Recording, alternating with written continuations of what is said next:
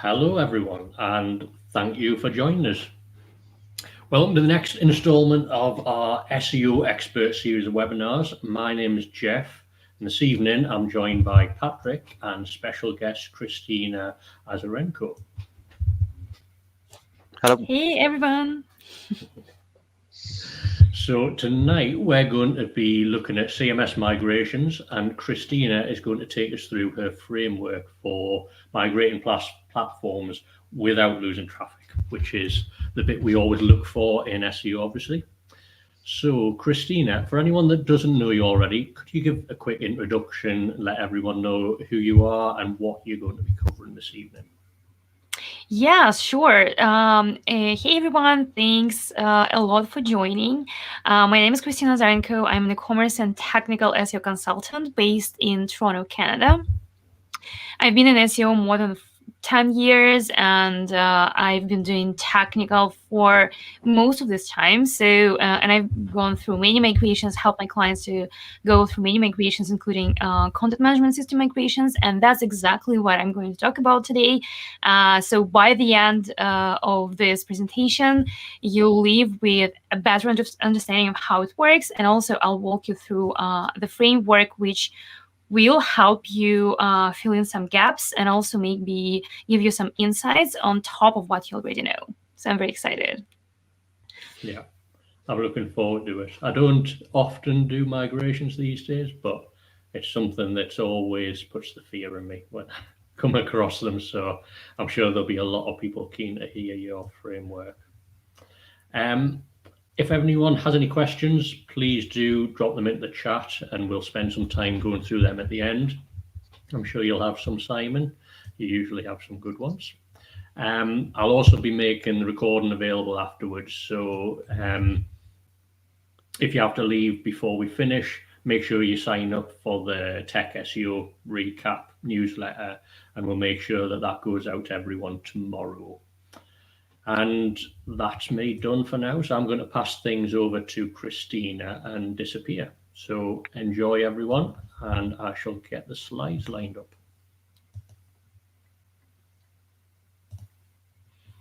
All right, Okay. I'll pass it over to you now, Kristina.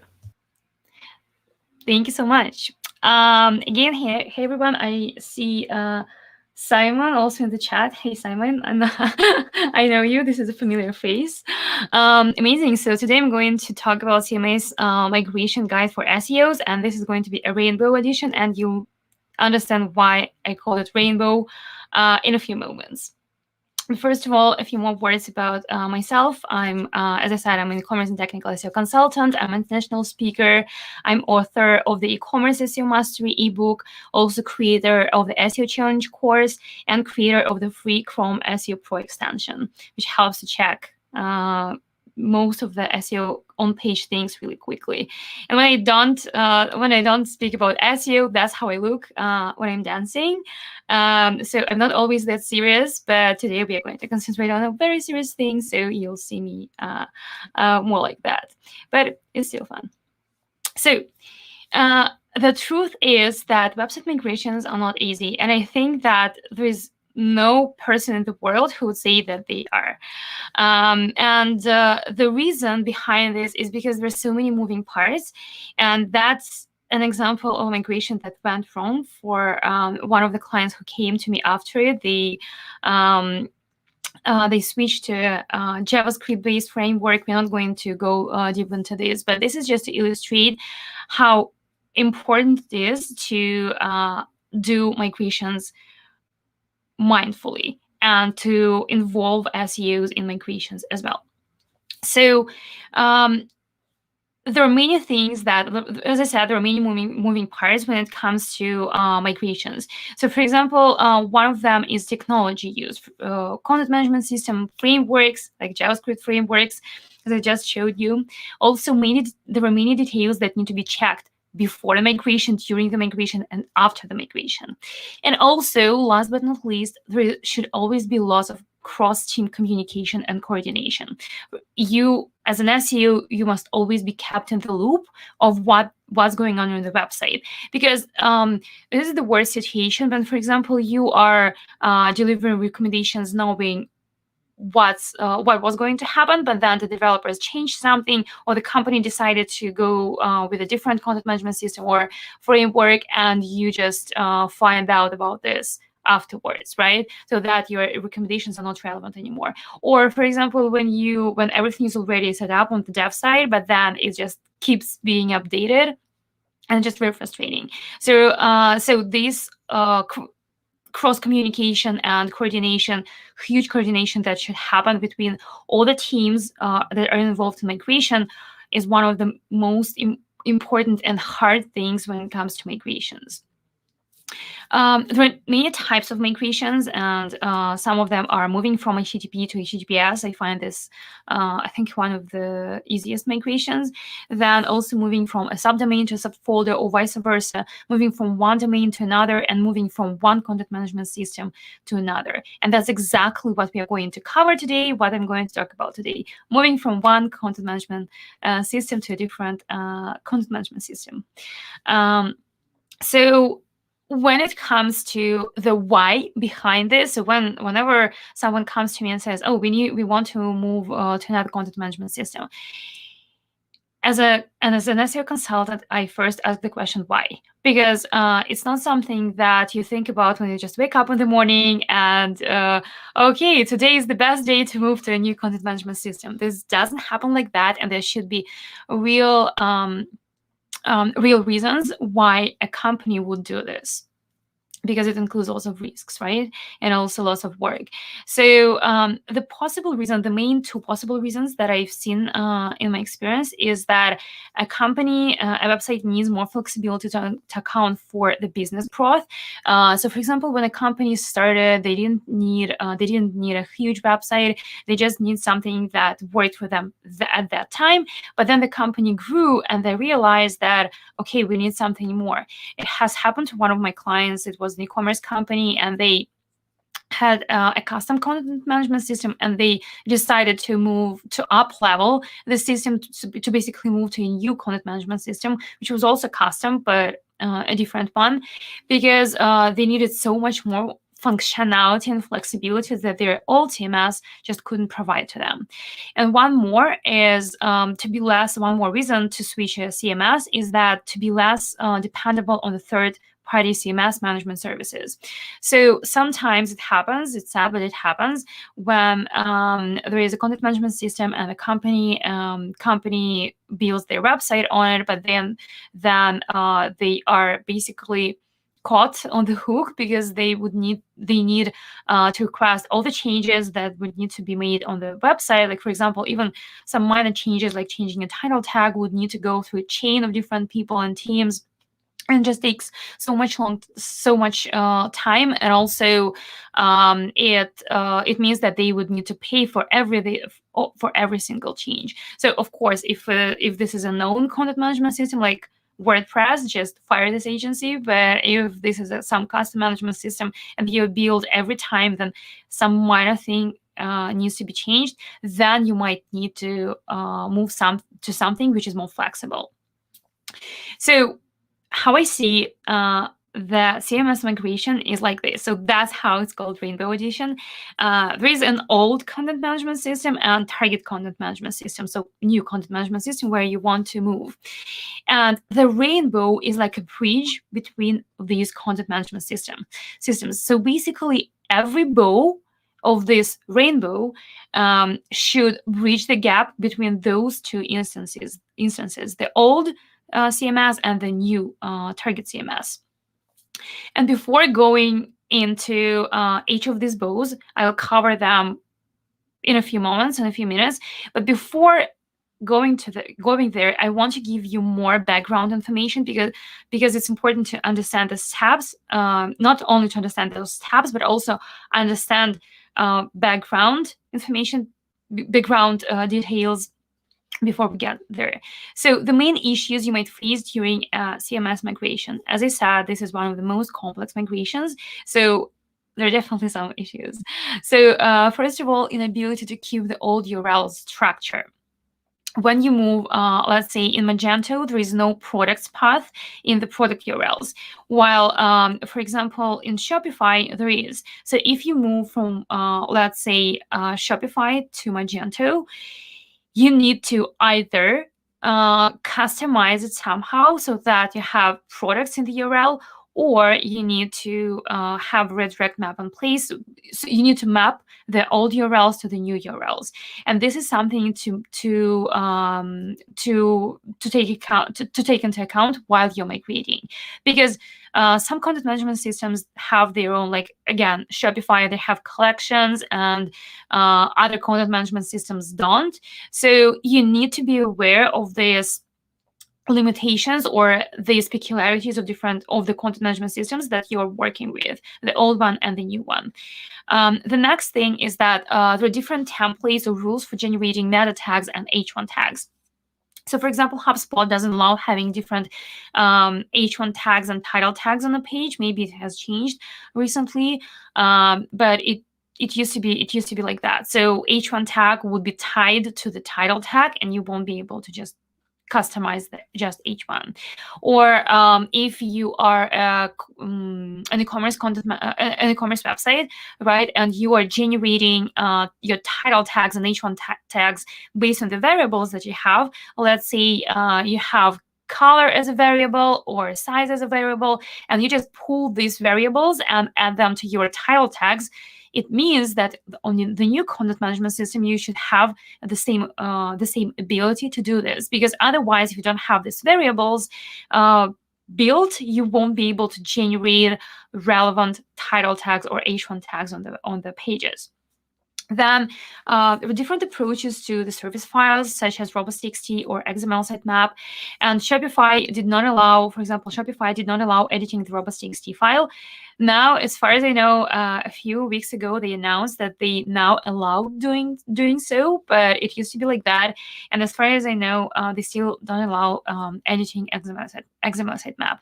Why you need to know this is because, let's say, let's say you recommend, as an SEO, you recommend, okay, this is how the XML sitemap should look like, but it's not possible to change it in the content management system. So this recommendation will not be relevant, because you just don't know the landscape of the new content management system you're migrating to. So it's important to know this approach to different service files. Also, another example is structured data. If you're migrating, for example, from WordPress, where you use plugins to add structured data, and you're migrating to another system which doesn't have these plugins, or does have these plugins, but they don't go too deep. For example, they don't have local schema markup, and on WordPress, you used to have really granular local schema markup. There is something that you need to know here, and there is something that you need to face and understand how to transfer this information to the new content management system. Then flexibility. This goes about canonicals, mat robots, any other customizations that you might have. For example, you have a customization, and this is already not only for SEO, but let's say you have a customization of how product feeds that are then then end up in Google Ads are generated. So you need to have specific fields there so that they're properly generated. And I'm pretty sure there are many SEO examples as well. I just can't come up with another example right now, but that's fine. So you need to have, you need to understand the flexibility that the current content management system already has, so that you can transfer it to the new content management system as well. And which is also important, analytics and other tracking codes. Tracking codes are often overlooked, and then you can see, okay, so there is a decrease in traffic. If tracking codes are ignored, then there will be a drastic decrease in traffic, and you'll be like, okay, what's going on? But the reason might be just reporting, not something with the website, but reporting. because tracking codes can be sometimes missed, and it goes about Google Analytics codes and also Facebook pixels, all other Facebook pixels. So here again, you as an SEO should be working together with the marketing team to make sure that all the tracking codes that need to be present on the website are present on the website. It doesn't necessarily mean that it's only your responsibility to make sure that all these tracking websites or tracking pixels exist. It's you working together with the marketing team so that you are on the same page and you are double checking that everything works properly. So what we are going to do now is to bridge the gap between the old content management system and the new content management system using the rainbow steps. Here they are. So basically, the steps are run a crawl, analyze CMS features, indicate the URLs to redirect, note down user stories and acceptance criteria, become an investigator. Once it's done, and when it's over, it's not over. I'm going to cover each of these steps right now, and in each step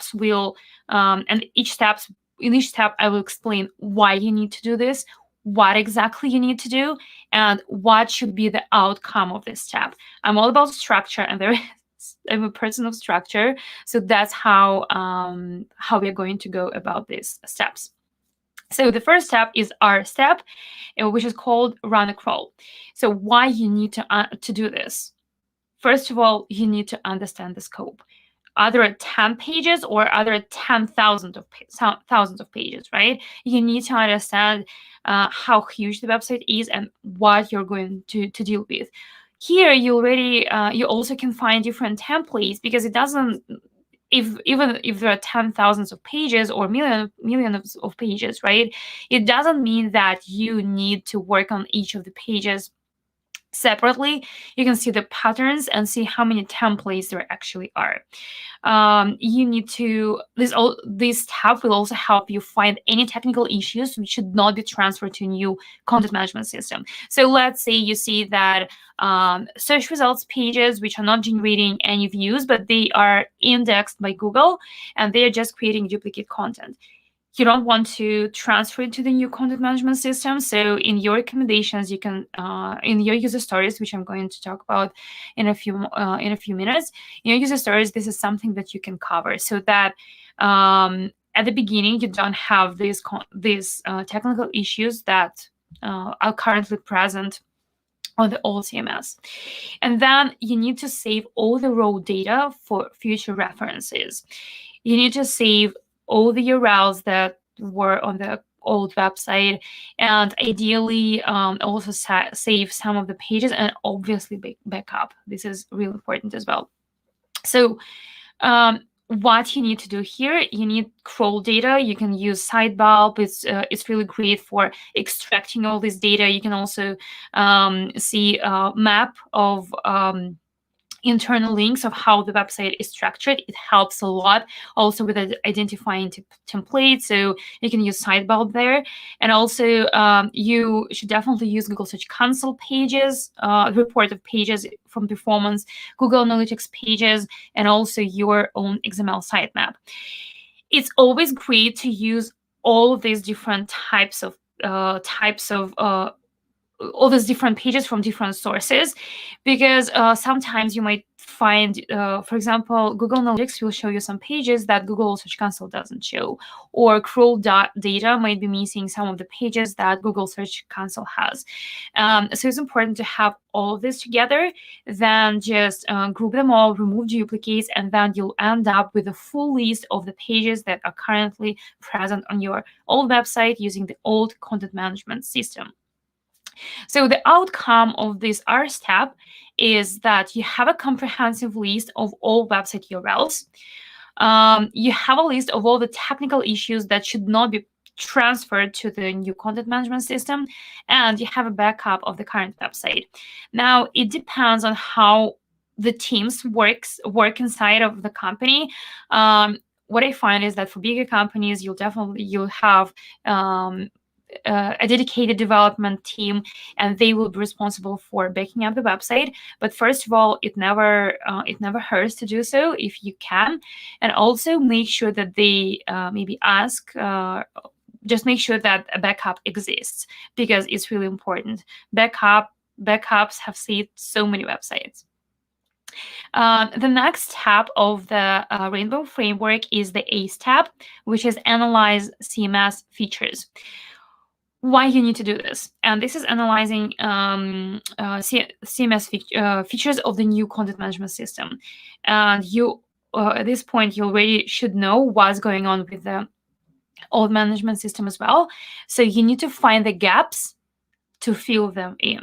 You need to basically translate the features of the old content management system to the features of the new content management system. And that's exactly what I was talking about, the different issues that you might face. If you see that these CMSs use different templates for title tags, or they use different URL structure, you need to identify these gaps and find how you can basically translate the old content management system old content management system features to the new one. You also need to take control over the important features. These can be things like URL structure that I've mentioned multiple times already because it's important. Meta information, website architecture, and that's where, for example, you can use crawl maps from Sitebulb. You can also check canonical tags, meta robots, description, robots.txt, basically everything. And what's important also, any custom features that were built. For example, you have a custom system for working with out-of-stock products, right? Let's say you have a system that automatically removes a product when it goes out of stock. It automatically removes it from the website navigation. It automatically removes it from site search, and it leaves the page as is. Doesn't redirect it or doesn't follow for it anywhere. Just says that the product is out of stock and gives other options to choose from, right? So let's say you have this custom system. You need to also take account of this custom system, and this custom system should exist on the new website. Maybe not in the first iteration, but still, if there are some really amazing things that were custom done for the old website, and they are valuable and they will be valuable for the new website, you should take account of those and you should transfer those features as well. So here's an example. How you do research depends on you. There's so much documentation about different content management systems. Also, what you can do is, especially if it's not a custom one. If it's a custom one, then you'll need to talk to the developers, and then you'll most likely need to create documentation from scratch. But if this is an existing system, you can always research, and you can always ask your peers. Like, for example, here is my tweet about Drupal. I didn't work with Drupal a lot, so when I needed to basically specify all these features and all the user stories for the company that was moving to Drupal, one part of my research was asking people who actually worked with it, and I got really amazing insights from it. So it's always great to also ask your peers who have worked with these systems. So the outcome of the ACE tab, which is going to be a list of the most important SEO features, and ideally also you need to indicate which features already present on the new content management system. Like, for example, you see that, okay, I need this kind of structured data, and the new content management system also provides this kind of structured data. Okay, cool. You have it, and this custom management, and it won't be hard to implement it there. But also, there are features that will not be present on the new content management system, and you need to indicate them as well, so that the developers would customize it or decide how to. So basically you need to collaborate with them to let them know, because it's possible that they can customize it and transfer those features. Well, you as an SEO, this is not your job to customize content management system. So then the next step is the ICE tab, and it means indicate the URLs to redirect. And this is one of the most important steps, to be honest. Why you need to do this? this is not a surprise. You need to do this first of all to preserve all the signals that all the URLs have acquired, and also to account for all the changes in the URL structure. Exactly what I was talking about a few minutes ago. If there's any changes in the URL structure, this is something that should be reflected in your redirect map. So I usually have 2 redirect maps. One is for me, and the second one, or like for the marketing team, and the second one is for developers. In the first one, what I do, I have all the pages and I indicate the action towards each of these pages. So let's say in this example, the URL for a product page changes. It adds catalog on top. So it used to be product soybox candles, and then it goes candles, then product, then soybox candle. Okay, cool. So the URLs are different. So I need to redirect them. But there are also pages like, for example, About Us page. If the About Us page, or let's say category pages or blog post pages, if they're left the same, the action should be leave. Why I have 2 maps? What I find, what often happens, especially if you need to redirect some of the pages and you do not need to redirect others, is you give a redirect map to developers, right? And then those pages that did not need to be redirected, you just don't check them if they need to have the same URLs. And what might happen is that, okay, the needed pages are redirected, but these pages are removed, or something else happened to them, or they were redirected as well, but to the wrong URLs.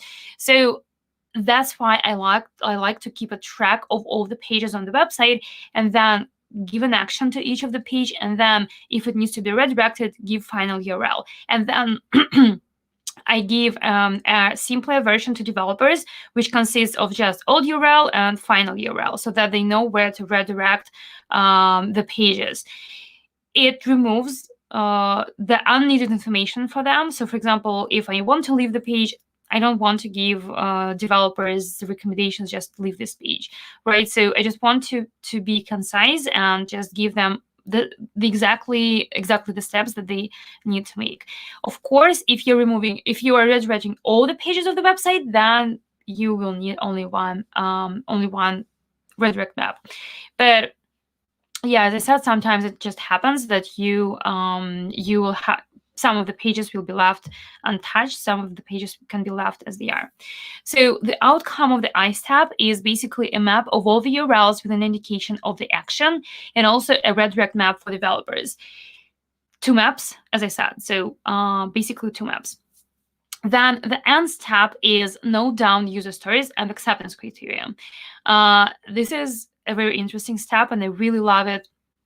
So why you need to do this is because you need to communicate your requirements and recommendations properly to the developers, so that they understand. It's not just like, okay, make sure that XML sitemap exists. Okay, but what should happen when a page is removed? What should happen when a page is added? What should happen when a page is redirected? So all the different scenarios and how things should work, so that you have the right outcome. So you need to communicate all the requirements and recommendations, over communicate them. That's important as well. So a user story is follows the same follows this template. As a type of user, I want some outcome, so that the reason.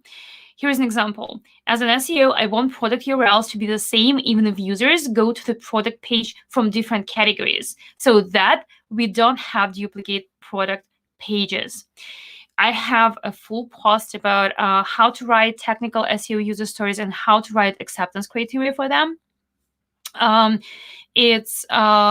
posted it on Search Engine Journal. So here is a quick link bit.ly/check SEOs.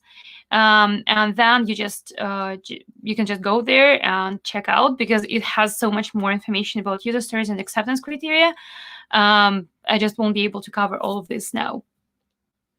So the outcome of the ends tab is that you have user stories and acceptance criteria for each user story to be ready to be uploaded to Jira. And then whoever is responsible for this, let's say if it's you or if it's a project manager, they're just uploading the user stories and acceptance criteria to the Jira, and then assign them to the developers.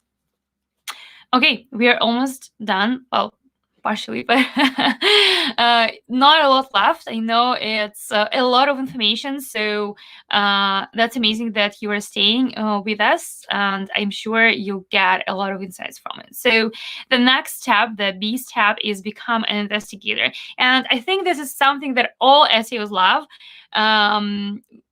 Being an investigator is something that is in our nature. So that's exactly the time to do this. So you need to test the UAT or staging environment or dev environment, whatever exists, against your defined user stories and acceptance criteria. Just make sure it's not indexable. It can either be hidden by passwords, so it can be password protected, or it can be at least no indexed. This is really important. Things happen. And you need to also catch all the SEO issues before the website goes live to the new content management system. And the outcome of this tab is that you will test and retest everything that you've recommended and make sure that everything works properly. Because trust me, you'll need a few rounds, or if there are also QAs on the project, that's amazing as well. Sometimes what happens here is that I give QAs tabs how they can test it, so that they make sure that everything is working properly, and then I do the final test. That's possible as well. But testing is the key here, because you need to make sure that all the acceptance criteria, all the things that you recommended, all the things that need to happen before the website goes live on the new CMS, that they happen. And one tip from my experience is that the target website on the new content management system must be good enough. I remember a situation. I was working with one of the clients, and when it came to the new content management system, to the new website, they showed me the website, and it was terrible. Honestly, it was missing so many things. So because they started developing it before they came to me, before they had any recommendations, and I don't know whether it was easier to start from scratch or whether it was easier to just try to change something. Because even if you're migrating to a really great CMS, your website should be good enough. You should have proper content there. You should have proper URLs, because in that situation, the URLs were somehow automatically generated from the product names, and they were so long. There were such long URLs sometimes, and then it's just so much harder to change everything than making everything properly from scratch. So this is a pro tip from me. Make sure that the website with the new CMS is good enough. Okay, the O's tab. The O's tab is once it's done. And why you need to do this? You need to quickly spot any issues after the website goes live. This is important. You need to timely resolve them before they cause any visibility decrease. That's why in the first days after the migration, all the teams should be alert as well. So you should be checking, the developers should be checking, and if something comes out, they need to be able to fix it quickly. So you need to test redirects. Sometimes it's possible to test them before the migration. I've had such situations, but in most of the cases, it just won't be possible, because we are talking about the website that already exists and the website that is going to exist, right? So you can't redirect, and you can't check the redirects, because the redirects can be made before the new website goes live. Hope it makes sense. So, but anyway, you need to check redirects right after the migration. And you need to check, first of all, if you had two maps, then you need to check, first of all, the redirects, and then you also need to check the pages that you assigned to be left as they are, the URLs. You need to make sure that these URLs exist and they are not 404, they are not redirected somewhere. So that's important as well. Also, you need to check robots.txt, you need to check met robots tracking code. So for example, if a new website rolled out and it should have no index tags, which for the dev website is exactly what you need, but it's not something that you need on your live website. You need to make sure that these tags were removed and the website is indexable and everything works properly there. And also make an annotation in Google Analytics. I love annotations. I'm all about annotations because, for example, 3 years later, when you come back and see, for example, a short dip in traffic or something, you might think, what happened then? And then you have an annotation that there was a CMS migration and everything makes sense to you. So think about yourself in the future, and also think about other people. How would they know what happened? How they have this history of changes on the website? And also, this is also important as well, check any 404 errors. And how I like doing it is through Google Analytics, because it's not only because all third-party tools, they give you amazing insights, but also your users give you insights as well. So you can go to Google Analytics to all pages and then check page title, which corresponds to your 404 page, and then you can see the uptick in errors. So that's exactly what you see here. And then when the errors are fixed, then you see that the errors decrease. So that's important to do as well. And you can also check out this post by Glenn Gabe. I love this post. It's about 8 immediate SEO checks after CMS migration. So check this out as well. Some of them I've already covered. Some of them you'll find there. So check out this post as well. So the outcome of the O step is that you're sure that all the information was transferred correctly, everything is working properly, and the website on the new content management system is SEO healthy. That's exactly the point of all this process. And then the last step is when it's over, it's not over. You need to still, for some time, you need to still check the website, go and check Google Search Console, check Google Analytics, also do crawls, schedule crawls, for example, to make sure that everything is working properly. You need to spot if there is any traffic decrease. You need to spot it quickly, and because it's just so much easier to fix it before it influences any visibility. And then you need to understand and also to communicate to the client or to the company you're working at that it just takes time to re-evaluate all the signals. And it also depends on how complex the migration was. So obviously you'll have all different templates of your pages. Also, you might have different URLs. So it takes Google, according to John Mueller, it takes Google a significant amount of time to pick up a website migration if it involves significant URL changes and redesign. And that's exactly what's going to happen in your case, because in mostly when you migrate from an old to a new CMS, you change the design at least slightly as well. Everything like templates are changed, everything is changed. So you should be patient, and you should also communicate it to your client that they should be patient as well, because it can take Google time to reevaluate it. It means that you might see a decrease in your traffic just because Google is taking this time, but then you will see an increase. So the outcome of the W step is peace of mind. Also, that post-migration fixes are done properly, and if there are any issues were discovered in these constant checks by you and other teams, then they are discovered and also fixed. And here is how, for example, the document with all the user stories and acceptance criteria for a migration might look like. This is summary of what's covered, but that's basically like URL structure, consistency across the website, mapping of the URL. So when I was talking about redirects from the old URLs to the new URLs, canonical tags, how they should be done, internal linking, and all of these important things. And also additional things like mobile friendliness, because we know mobile indexing is important, so that we want to make sure that the pages on the new content management systems are mobile friendly. And also now we have page speed and cover vitals. I mean, we've always had page speed, but now we have cover vitals. So you should also address these things in your recommendations and user stories as well.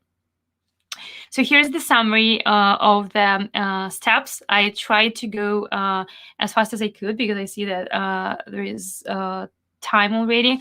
So the steps are: run a crawl, analyze CMS features, indicate the URLs to redirect, note down user stories and acceptance criteria, become an investigator. We always love this. Once it's done and when it's over, it's not over.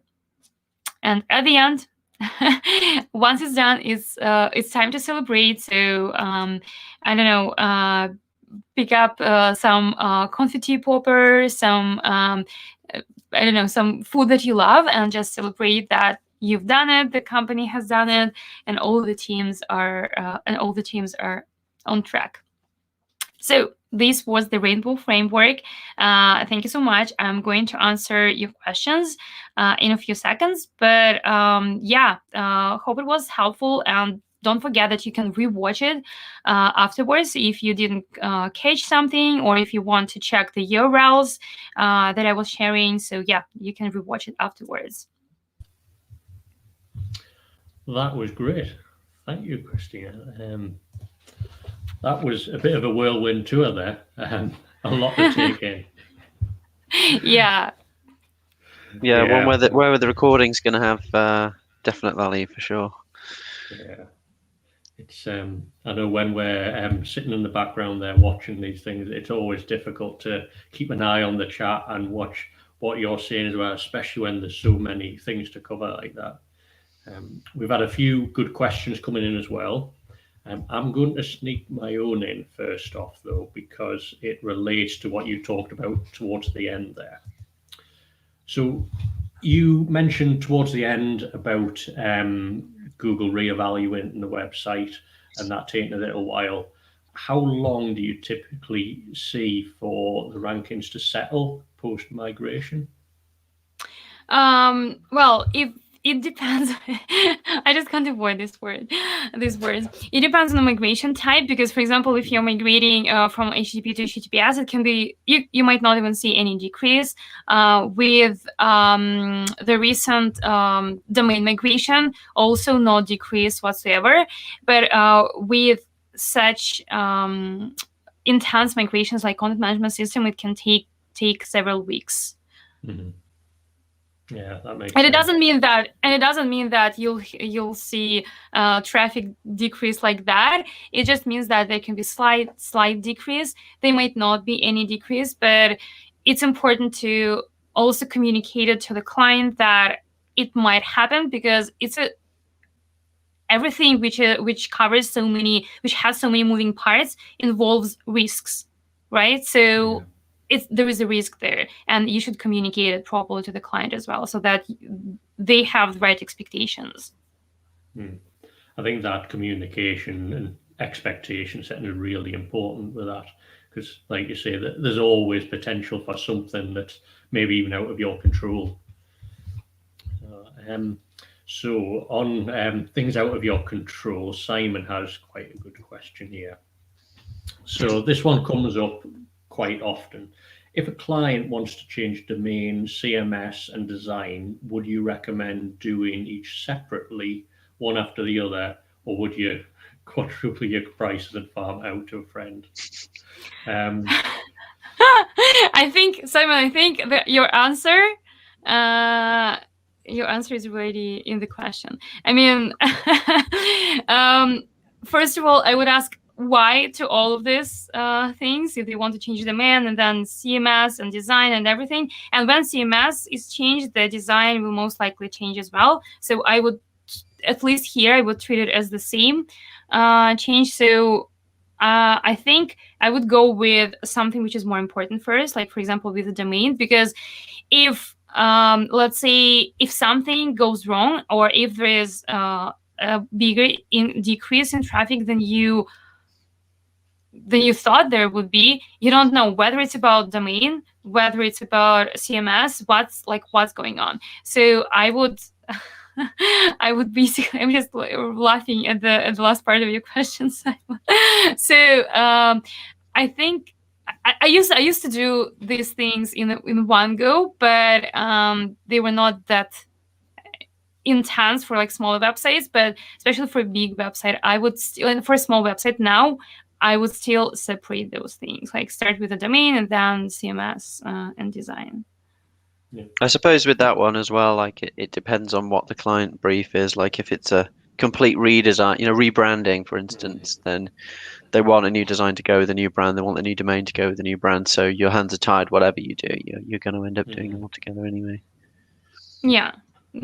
I mean, that's why it's important to know why. Why do they want all these changes? Maybe it's because, as you said, maybe it's because they are rebranding. Then it's one thing, but rebranding also involves risks like losing traffic because it's going to be a completely new brand, right? And also, or if they just think that, oh, we can just do everything right now, so it's going to be easier because they don't understand all the risks that are involved behind this. So, yeah, just ask why.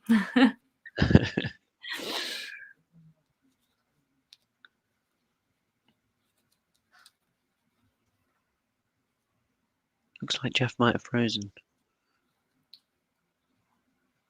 What's the next question then? Okay, all right. I also love Simon's comment. Also need to know what features the new CMS doesn't do. Doesn't have, I guess, that the old CMS did. Don't assume anything. That's correct. Don't assume anything because things happen. Just check. Yeah, and it actually goes back to what you were saying, like Magento, the limitations with how you can do things like the URL structure, etc.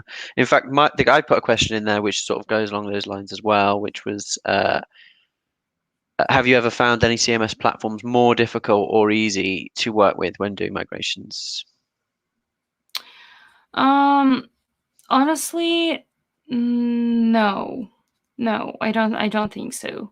But also I didn't work with all content management systems, so this possibility exists, but I can't think about any. For me, sometimes it's even easier to go with like something custom, because then you don't have all the junk that you don't need to have, and that you can build you can build something from scratch, exactly what you need. Yeah, so you mean custom from like the new platform's going to be custom, and but this is not but this is not something that I would recommend to a client. So for example, when a client comes and they say we want to migrate to WordPress, and I'd say no, just migrate to custom. No, if it's the client has this. I've had a couple of clients that have this, or I work with one of the clients who already have their custom platform, but they are upgrading it a lot. So it's kind of migration. They host lots of websites, so they are basically a content management system. So I find it more, I don't know, like I find more structure in doing things from scratch versus dealing with some platforms. Mm-hmm. Yeah, and again, that just comes back to what Simon said about the limitations of the platform. What else we got? Oh, we do have another question from Simon. Have you ever had a migration that went horribly wrong? And if so, what happened and what did you learn from? So I had a migration which was not completed. So I don't know, like if it's terribly wrong or if it's not terribly wrong. But the client was actually trying to change everything, and they came to me when they already. That's where my lesson came from, about having a really good website before you migrate to the new one, right? Start not with like creating something I think they just tried to migrate themselves. They generated some really weird URLs and everything, and then we had to change it all over again. So it was quite complex. So, and that migration didn't happen. Client might have decided that they didn't want to change the website or something, but basically is like, I think a year has passed and they haven't migrated. So I think this would be an example and my learning from it. The worst one. So that project just got stopped halfway through. It's just not. Yeah. Okay. Good. Exactly.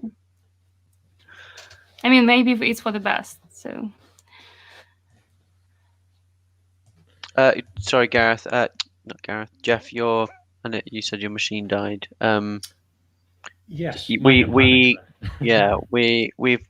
been through. I think we've covered all the questions in the chat. If anyone has any more, chuck them in now. Before we finish, let me just have a quick look. Yeah. Just on the CMS platform that's really difficult to work with. Omar put in, from whatever CMS to Adobe Experience Manager is always a headache. Yeah, maybe I honestly didn't work with Adobe Experience Manager, so I can't talk about this. But yeah, I believe it. I think Adobe products in general tend to be a bit of a headache. Yeah. In experience. Yeah. Certainly believe that one. Yeah. Oh, there you go. We've just got one in now from Michael. If you want to check that in, Jeff. This is a good one. So, how long must redirects be maintained to satisfy Google? I mean, this is a classic question. Google says for long enough and never specifies what long enough means. But I find there's for at least a year is good. Like at least a year. This is something that I stick to. If you can longer, then 2 years, but not, for example, 1 month or 3 months. That's not going to be enough. At least a year. Yeah.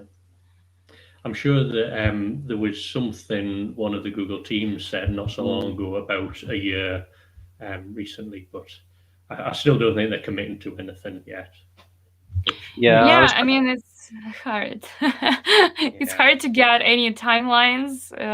How much it depends. Well, it has an impact. How long should it be? Well, for long enough.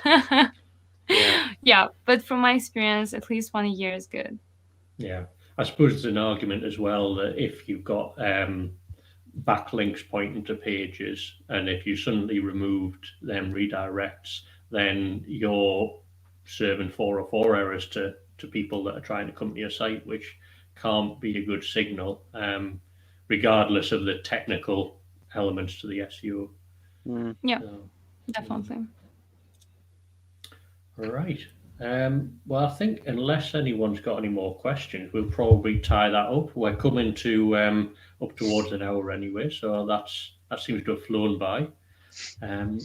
So thank you to everyone for joining us, and a special thank you to Kristina for the Rainbow Framework. I'm sure that's going to be really useful to a lot of people, especially being able to watch it back a little slower as well. There's a lot to take in there, so that really I talk like that? No, it's fine. It's just a lot of information. I screenshotted a lot of slides there to go through the points again, sort of think them out. Yeah, thank you very much. Thank you very much for having me. Thanks everyone for coming. It was great. I have a chat here, so I was silently looking at the chat sometimes with your questions and things. So yeah, thanks everyone. Great. And as I mentioned, I'll make the recording available. Make sure you're signed up to our newsletter, which is on the page there, and we'll get that out to everyone tomorrow. Make sure you're following Kristina as well. She's been putting a lot of great stuff out recently, so keep an eye on that. I assume Twitter is a good place to keep an eye on your stuff, Kristina, is that right? Yep. Twitter and LinkedIn. On Twitter, I'm Azarchik, AZARCHICK, Azarchik. Oh yeah, exactly. You hear it. You see it here. And on LinkedIn, just Kristina Azarenko. You also see it here. I'm not going to spell it. Great. And when we get that recording out, please do share it, everyone. If you found it useful, share that far and wide. And thank you again to everyone for joining us. Have a good evening. Thank you very much. Bye. Yeah, Cheers. thanks. Bye. Bye, Bye. everyone.